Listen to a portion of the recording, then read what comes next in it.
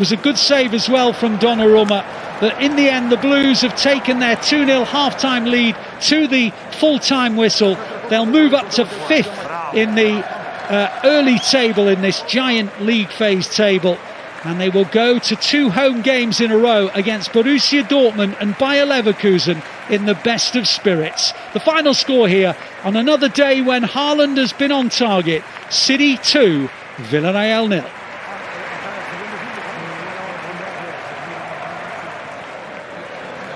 Well, let's go back to the studio where Nadim and Scott and Natalie are all awaiting.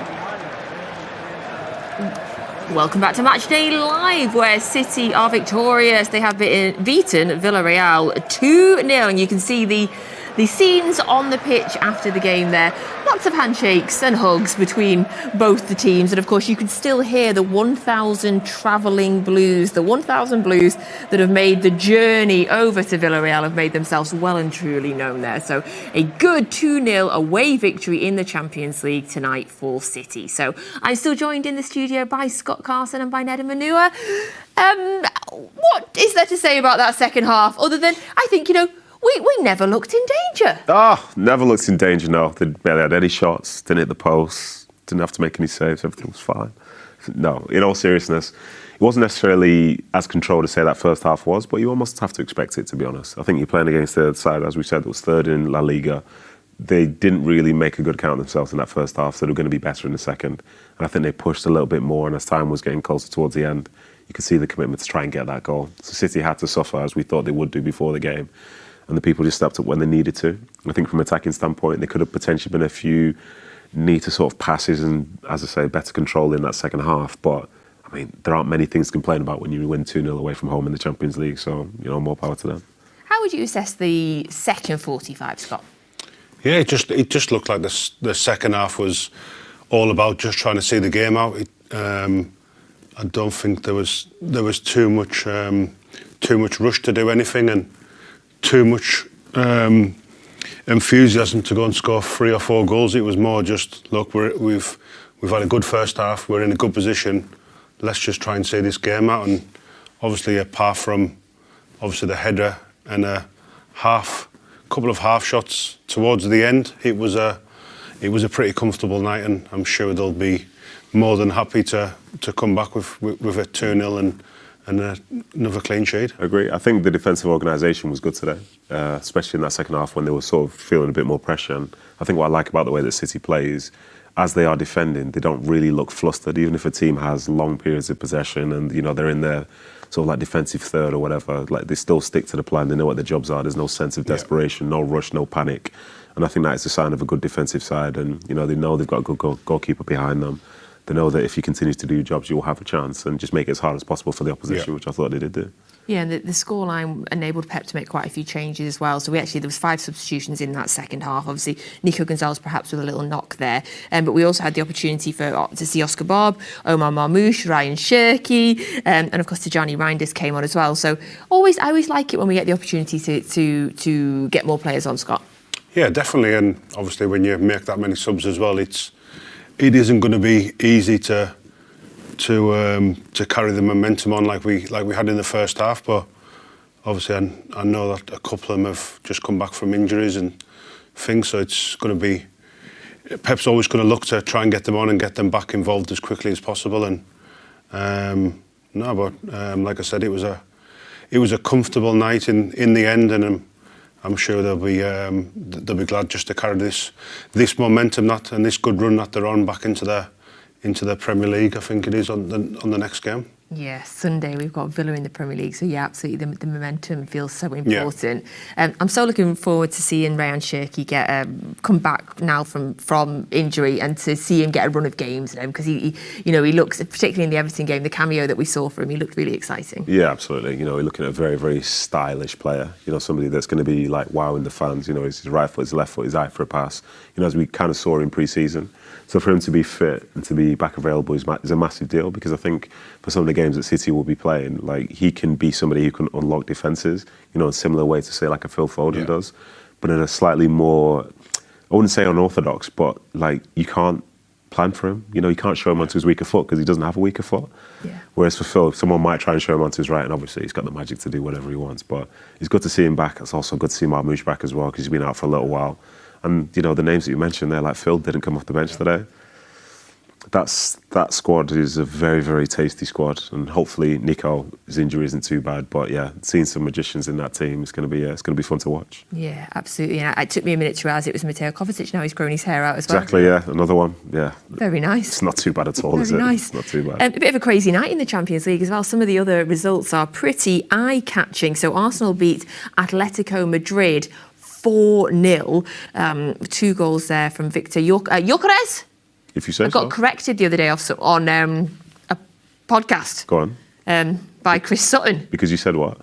I can't remember if I said Gyökeres or Gyökeres now, but one of them was wrong. So anyway, 2 goals for him tonight. Arsenal beat Atletico Madrid 4-0. You've also got, I mean, this is an eye-catching one. Bayer Leverkusen 2, Paris Saint-Germain 7. Oh, I got to 7. That is Bayer Leverkusen...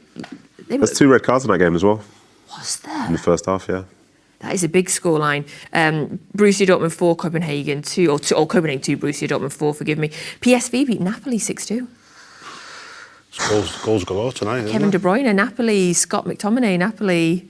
That's a lot of goals, yeah. And Inter Milan won 4-0 as well against Union Saint-Gilloise? Joie. Is that the Joie or Joies? Okay. So, a lot of goals. And obviously, earlier on as well, Barcelona won 6-1 against Olympiacos as well. Oh. Not a night for the goalkeepers, this, Scott. No, it's not.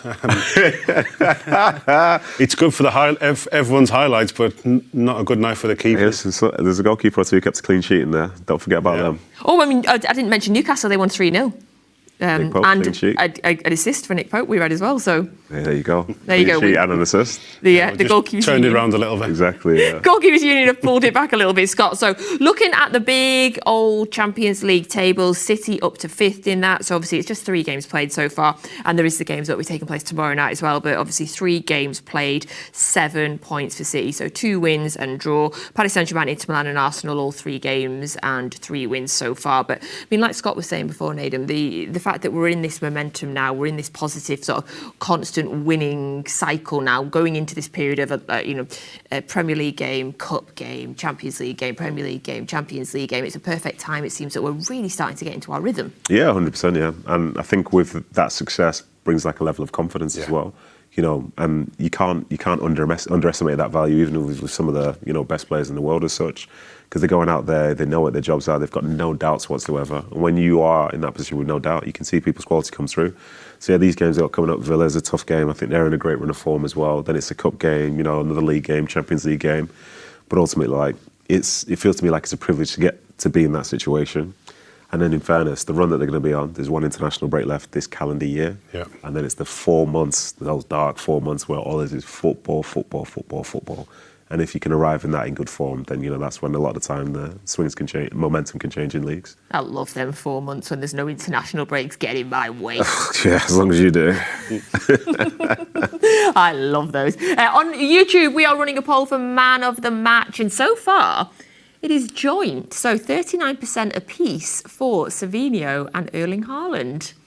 Who would you have given Man of the Match to, Scott?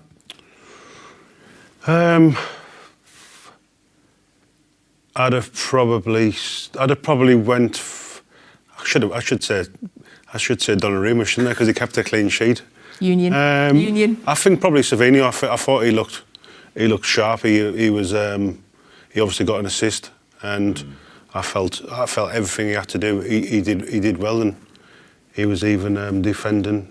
He even did a little bit of defending, tracking back. So I'll give it to him. I thought Savinho did play really, really well, to be fair. But credit where it's due, I thought the back four played well. Yeah. I think the back four played so well that we don't discuss them afterwards. You know what I mean? And with that back four, I'm talking about, say, John Stones playing in the 6 as well in the build-out. Does it so well, it's like, you just expect it, you know what I mean? So, yeah, I would say, and Nico was playing well before he got injured. Yeah, he was, to be honest, yeah. But yeah, Savinho from the attacking standpoint with the highlight reels and so on, but that game was built on the back four and the goalkeeper. Well, 6 clean sheets in the last 9 games for City now. Hey, listen, I was told they've got a really bad defence. I was told all off-season, really bad defence. They're going to really struggle. They don't know what they're doing. You drop the stat in, there you go. Have that. 6 clean sheets in 9. Lovely stuff. I can't, if I speak. I can't get involved. Obviously, Nico O'Reilly's played so well at the start of the season as well. It's tough, Scott, now to pick a preferred back four. I don't know if you'd call it that. It seems hard to do. No, I think the positive thing out of that is it doesn't matter then what back four he's getting picked. There's still clean sheets coming out of it, and I think to go on a good run and to get the momentum going, I think a lot of it does come off the back of clean sheets, and I think when you're defending well and keeping clean sheets, it just gives all the attacking players a lot of confidence, and I think looking back at previous seasons and winning titles, a lot does come back to the goalkeeper and the back four. So hopefully that's good things to come for this season. Yeah, I think availability is massive at the moment. To have all those players in available to be able to rotate however you need, like Josko playing left back today, you know, it might be Nico, for example, whenever he's back. You've got Nathan Ake, a Dutch international, on the bench. You know, they've got real great options. You know, Kuzanov to come in further down the road. So it's a great position to be in. And I think most league titles, they don't always get won by the team with the best defence, but that defence is usually in the top 2 or 3. Yeah. It usually is. And as Scott said, as somebody who has won 4 Premier League titles, I think he can see firsthand the value of it. And 2 Champions Leagues. And the Super Cup. Yeah. And the Club World Cup. Yes, many, many more. Yes. We could keep going. All 11 of them. Yes. Yeah. Well, just at City. Time here, yes. Just at City. Just at City, yeah. We're your hype people tonight, Scott. So, City's next game, back to the Premier League on Sunday as they'll take on Aston Villa away. That is a 2 p.m. kickoff. So, Aston Villa will play in the Europa League on Thursday. They have a 5:45 p.m. kickoff against Go Ahead Eagles. What country? Netherlands, right. Yeah. Is that home or away? That is away. So they play away on Thursday night, and then Not to be toxic, I would have preferred it if they were playing away at 8 o'clock on a Thursday night. All those minutes counting. Yeah, listen, but, you know, I'll take all the little wins. They're on a great run at the minute, though. 5 wins in all competitions in a row for them. Obviously, they beat Spurs at the weekend, Burnley before the international break, and a good win away at Feyenoord in the Europa League as well before that as well. So they started off a bit slowly, it seemed, but they're certainly on a good run of form now. Oh, absolutely. Like, I'll be honest, start of the season with them, the vibes were dead. Like, there was nothing going on whatsoever. They weren't scoring goals. It was like the longest run they'd had. I think it went 4 or 5 league games without scoring a goal, which I think might have been the worst they've had in Premier League history. But as you say, they've turned the corner. Say Daniel Marlon started scoring some goals. Ollie Watkins finally broke his duck, because I think he went like 7, 8 games without scoring as well. And now the spark is there, the belief is there. And again, it's that story of confidence, because the team essentially hasn't changed that much. But the people within it, you know, they carry themselves differently. I think Morgan Rogers, for example, former Man City Academy graduate. Oh, not former, a Man City Academy graduate. You know, he scored his first goal of the season as well on the weekend, so their confidence will be up. Yeah. And they'll be hoping to play like they did against City last year. But, you know, to do that twice, it'll take some going. Yeah, it definitely feels like the 5 straight wins has really dampened down that sort of reaction that everybody was having to Villa at the start of the season. What sort of game are you going to be expecting from them on Sunday, Scott? No, I think it's going to be a really tough game. I think the past couple of seasons that we've gone there, we've always found it difficult, and obviously it's not just Villa. Wherever City go, everyone seems to up the game, but definitely I do remember the past, I think it was 3 games that we had. Even I think we did win one of them, it was really tough games and it was tough nights. So I think obviously Pep and the team will be expecting like I've just said, a really tough game. So, but obviously the way we're playing right now, the clean sheets we're getting, like I've touched on before, the momentum. I don't think they've got anything to be scared of, and I'll be expecting another big 3 points on Sunday. I like that word, because you used that before the game. You were expecting a 2 or 3-0 win tonight as well. I like that language. To be fair, it's always easier to expect. It's positive, isn't it? It's positive, but he's also lived it. You know what I mean? Yes. So whereas we've got all this like unnecessary anxiety on this side, like he knows those guys. He doesn't hope for a win like I do. He expects. He knows where they're at. He knows where those players are at. Love that. Did you have a season at Aston Villa? Yeah, I did. Yeah, a long time ago. Yeah, 2007-8, I think it was. Who was the manager? Was it Martin O'Neill? Martin O'Neill, yeah. What was he like? Yeah, that's the next question. a bit mad, but he was some guy, some character, and I think we finished sixth that season. So it was. Is that when James Milner was there? No, I think he'd gone. I think he'd gone or not been. I don't think he'd been then. Oh, was he still I'm not too sure. Yeah. Okay. So yes, Villa back in the day, solid outfit. Yeah. Yeah. Just with that's when Gareth Barry was playing, he was like a 7.5 out of 10 every single week, unless he was a 9. Those were the two options. Yeah. Well, I'm really looking forward to Sunday's show because we have got Jolie and Lescott on the show, and we've also got Chris Samba making his debut on Matchday Live as well. Of course, 2 of Chris's sons, Tyrone and Floyd, both play in the under-18s and are phenomenal. So I'm really looking forward to speaking to him about his sons as well. So do join us on Sunday for that one. Now, before we go, we've managed to squeeze in an interview. So let's hear post-match from Rico Lewis. Rico, great performance tonight and a great win. You must be happy with how this evening went. Yeah, definitely. You can't really complain. 2 goals and a clean sheet. I think we played well. There's bits we could do better, but there's always going to be bits we can do better. But yeah, overall, everyone's really happy. An assist for you as well, and also an assist for Savinho. It looked like you two were working really well together down the right-hand side. Was that the plan going into the game today? Yeah, I think we knew what they were like at the back. We knew there was gaps to expose, and I think with Savio coming on his left foot and me being able to cross my right, obviously it helps. But yeah, I think it's just something that naturally develops within the game, was working together. And I love playing with Savio. He's so good, and he showed that today again. I guess another guy you like playing with is Bernardo as well. A word on him today. He was absolutely everywhere. He ran more than anyone. Got his goal as well. Yeah, no, fully deserved, and unbelievable player. I think people forget so quickly how good he is, and he showed today. He's run more than anyone. He scored. He was playing higher up, lower down. He can do everything. So he's an unbelievable player to play with. And it felt like one of those sort of classic City performances away in Europe tonight. With control from the sort of first minute, could have been ahead inside the first minute. Was that how it felt out on the pitch? Yeah, definitely. Like I said before, we had control, but there was also bits where we could have had total control. I think they had a few spells, and credit to them, they're a good team. But I think we kept them at bay today. And 7 points from a possible 9 so far. Happy with that? Yeah, definitely. We got the away win as well that we needed, and it puts us in good stead for the rest of the competition. And also unbeaten for such a long, 9 games now, I think, and really strong. Must be a lot of confidence around the squad as well now. Yeah, definitely. And you can see there's new players coming in and out of the team, and I think we look the same. We look steady, and we've got more players that will be coming back from injury. And I think there's just such a positive mood in the dressing room right now, and at City in general. Well done tonight. Fantastic result. Well done. Cheers. Cheers, mate. Cheers, Rico. Thanks a lot. Thank you there to Rico Lewis. So, as you have noticed, the players tonight were wearing our new 4th kit, and I have one of them here. We ran a competition at half-time, and the winner is the YouTube name Kenny Left Online. That's you, Kenny. Congratulations. You have won this shirt. We will contact you. We'll track you down and we will send this to you. So congratulations to you. Scott, thank you so much for making your debut. Did you enjoy it? I loved it, to be honest. Thank you for having me.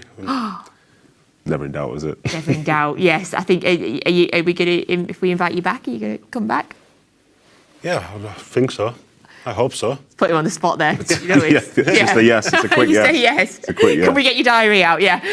Thank you. We really appreciate you coming you. on. It's been really enjoyable. Thank you. And thank you very much. As always, thank you. We will see you all very soon. And thank you all for joining us on Matchday Live, to Steve Howie and Alistair Mann for the excellent commentary, as always. We'll look forward to seeing you again on Sunday for Matchday Live, when it is Jolie and Lescott and Chris Samba joining me here in the studio as we take on Aston Villa away. So we'll be on air with you 1:45 UK time. So thank you very much, everybody. And don't forget, the new shirt is out. They were wearing it tonight. Check this out. Yo, chat, what are you saying? Watch that scan this thing. Welcome. Congratulations for scanning the crest.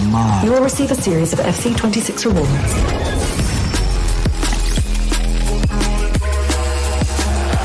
Go on, these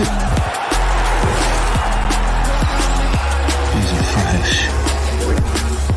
Keep scanning.